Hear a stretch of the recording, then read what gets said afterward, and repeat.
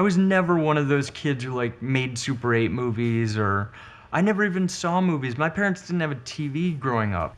So this is a plaster cast of a Bigfoot print that I bought when I was a kid. I wrote away for this. And when I was a kid, I was super into Bigfoot.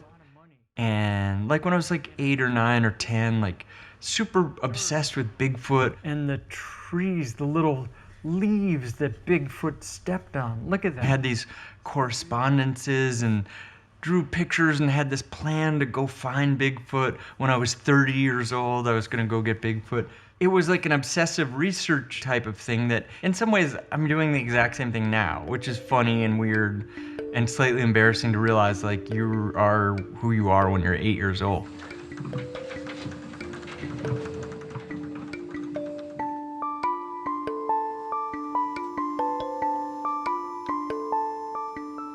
I'm an independent documentary filmmaker. I love research and like to look into things. Most of the time it just comes and goes, but sometimes months later I'll still be feeling something about it.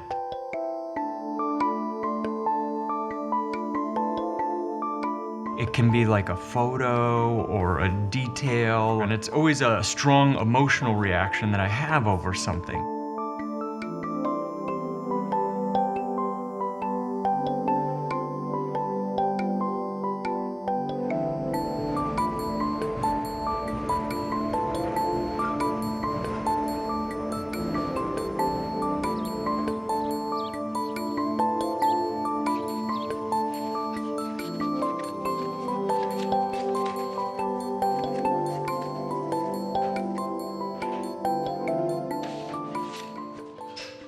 I came across this Senate report. In the middle were a couple pages that were photographs of all the people in the Weather Underground. It was almost like this little high school yearbook or something.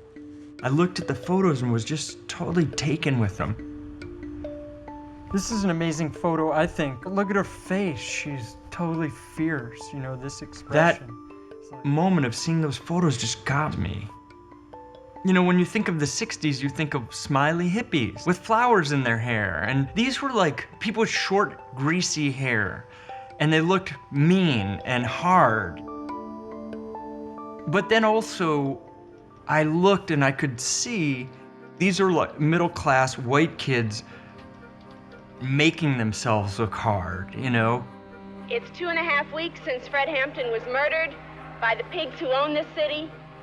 I sensed something about them that kind of intrigued me, and the project literally snowballed out of that. That was the kind of spark. Hello, this is the first communication from the Weatherman Underground. I'm going to read a declaration of a state of war. Every film I've made has some little detail that is the seed of it or genesis of it. And often, it's a long time before I understand what that was about. Why did that get me like that? Or why did that resonate with me? In some ways, making the film is the way to figure that out.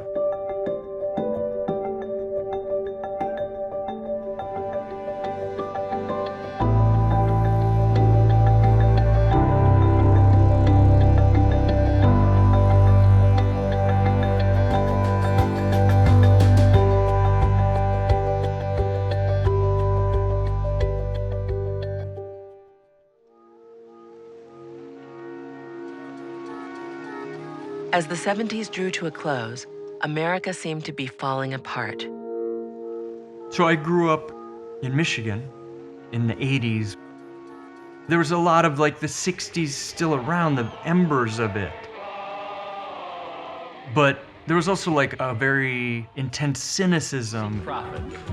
And I'm proud of that. If you can gain profit, that's even better. And that's not a dirty word. I think a lot of my work has been trying to reconcile those two ideas. 4, 5, 6. This thing right here is the Esperanto flag. Esperanto had its own language, obviously, and flag, and, you know, it's just like this beautiful dream. Mi parolas Esperanto. Kaj mi estas komencante. I estas de Nov-Kaledonio. originale de Hungario. I think certainly behind Esperanto is a notion of the fundamental goodness of humanity. I do know I've made enough films to see patterns. There's kind of themes of a certain hopeful idealism and a utopian desire and longing versus a melancholy and sadness about the world. And I think a lot of that comes out of that time and place. The Weather Underground for sure was that. That was looking at the wreckage of the 60s and trying to find some kind of hopefulness. Not a cotton candy hopefulness, but a sober hopefulness. Some of it comes out of a sort of wistfulness or melancholy that I think everybody has, an emotional palette that is ingrained in them, and certain things resonate. And probably some kind of like Eastern European Jewish sadness is ingrained in me.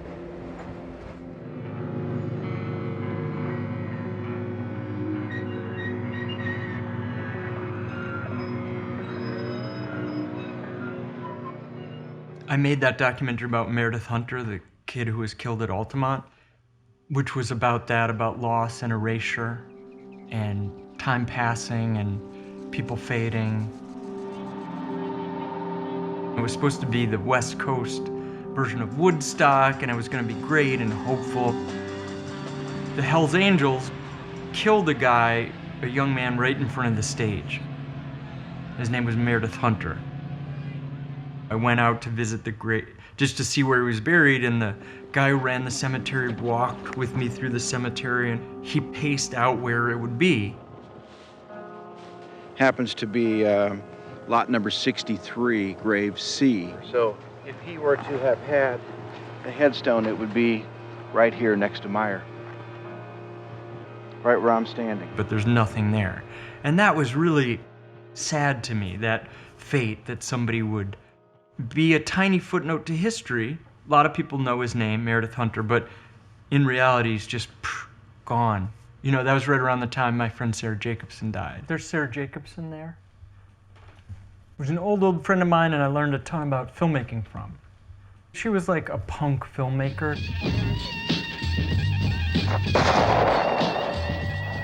She had learned a lot from the music world and brought it to film. So the idea of like touring with a movie as if you were a band. So I made the first movie, I made The Rainbow Man, and she said, "Are you gonna go on tour?" And I was like, "What? What is that?" And she said, "Oh, you should do a show in Seattle and Portland and Olympia." She helped me set up these shows, and then we drove up there together. We had fun and met people. It was one of the best film experiences I've ever had. There's some filmmakers who make a film and then all they want to do is get back to filmmaking. I've always really liked putting a film out in the world and being there. I mean, part of what drew me to film is as a way to engage with the world.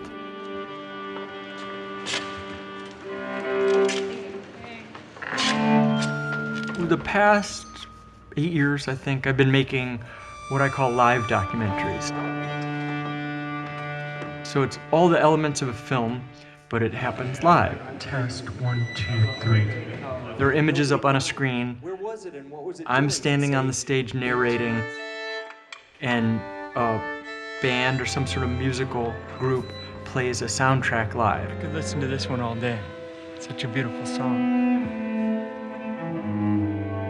What I have a problem with in this one, But just remember, you don't come on until he says Kronos Quartet. You can't stream it on Netflix, you can't watch it on YouTube, it's not on Hulu. It only happens when we show up and you come to a theater and perform it live. Hello, San Francisco. I've gathered together a bunch of things on this computer. It is a movie, but the timing is very flexible. It's really interesting because you and the audience are making the piece together. There's a charge that comes from that is part of the live stuff that I like a lot. So now all we need to make this happen is the Kronos Quartet.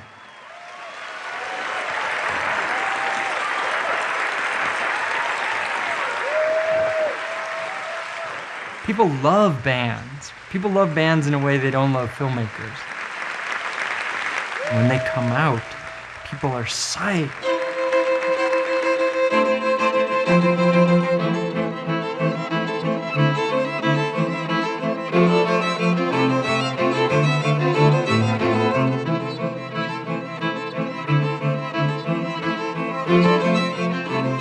I generally really don't like music documentaries. In a regular documentary about Kronos, it would be the story of the quartet with little pieces of music along the way to illustrate things. You have expectations of a form. If the music goes for more than 20 or 30 seconds, it's too long. That's too much. With a live cinema piece, I could have the music really be at the center of it. I could make a piece about them that was built around 12 or 15 pieces of their music that had narrative around them. We had the radio on late one night, and all of a sudden I started hearing this incredibly wonderful... So, for example, they were founded when David Harrington heard this piece of music and was so taken that he sent away for the score. What instruments were playing. I didn't know that it was a string quartet. I decided at that moment I'm going to get a group together and we are going to learn how to play that piece.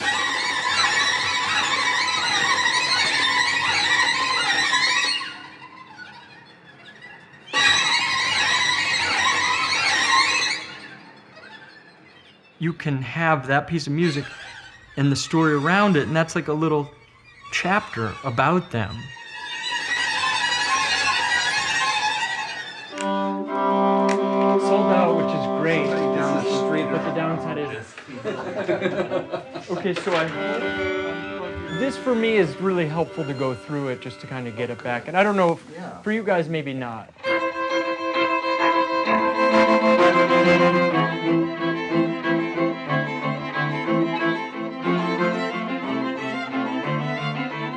The live form is a real different way of working, and I like the process of collaborating with musicians, and the relationship's different because they're gonna be on stage. You can't just be dictatorial. Do you want to do Mishima, or? You're good? Okay. It was much more of a back and forth. They had some suggestions that made it way better.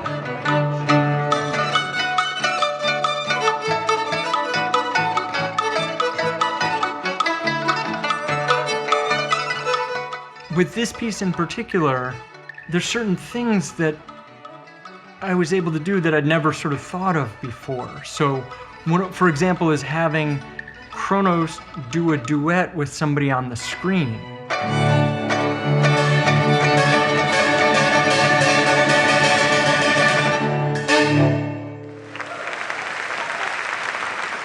The form and the content really align in a way that hasn't been the case in the past. We have not created the bulletproof piece of music that will prevent harm from happening. I knew that I wanted to make a film that was a portrait of Kronos, but used that to access bigger ideas. I did an audio interview with David, and I asked him something like, what are you trying to do with your music, or something like that. He has a whole litany of things, like a grandparent can wrap around their kids. It was this idea that music could actually keep people safe. And I spend every minute of my waking life trying to find that. That's our job. It struck me, and also it was this completely utopian idea. You know, it's like, that's never gonna work. But obviously this thing drives him. Yeah, that's correct. Yeah. It was utopian in a way that I like, and reminded me of a quote from the writer Eduardo Galeano. He said, utopia is like the horizon. You walk 2 steps and it recedes 2 steps. You walk 10 steps and it recedes 10 steps. So then what is utopia for? It's for that, the walking. That evokes all sorts of ideas about art and what art can do, and those are great themes. That transcends Chronos, but you can use Chronos to access those ideas. We shot a lot with Terry Riley, who I love. Terry Riley's this composer, and he lives in Northern California, way off in the country.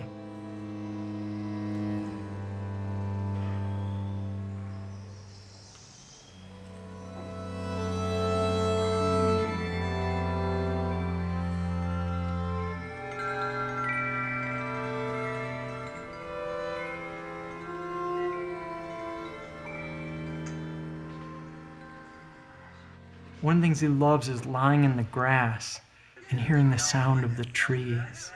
I loved it. He was so great in that. And we were walking around filming him, and he said, you want me to lie down over there? And we were like, hell yeah.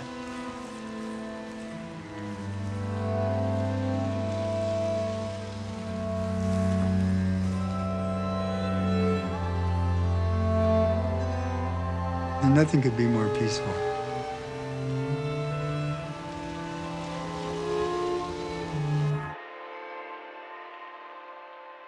This is my dad. My dad was an architect. This was an apartment building he designed, and so when he built it, they planted trees, and this was a tree, you know, that had grown all that. Tree's still there, my dad's gone.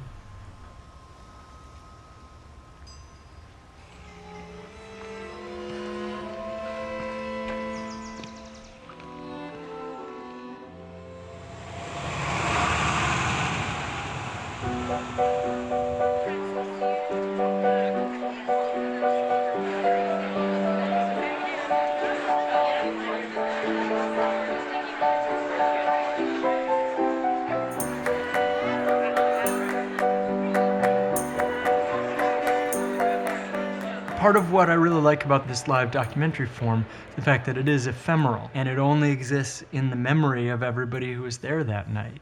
And I like that for a couple reasons. One, because in the context of the world now and the fact that we can watch any movie we want at any time as a response to that.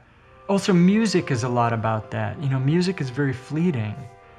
You play a note and it goes out and it's gone. It's just, somebody in the film says it's just time and air, and then it's gone.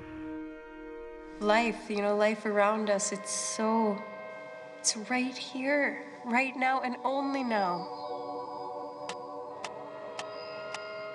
You know, what is music? I mean, I ask myself that question every day. You know, you finish making a note and that's it. You know, where is it? I mean, I've decided where it is it's inside of whoever happened to hear it. We're all just here, and then we're gonna be gone, and we've all known people who have gone, and time passes, and there's something very profound about that. It's at the heart of our experience of the world. It makes me think that 200 years from now, in 2218, somebody will be playing this violin somewhere and have no idea of any of this history or this moment or any of us.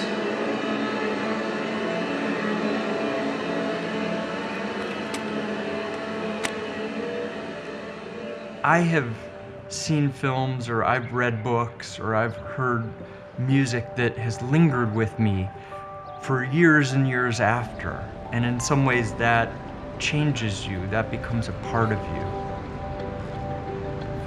With my own work, that's the highest aspiration I would have, that you make something that sticks with people and lingers with them and somehow becomes a part of them and in some tiny way changes them.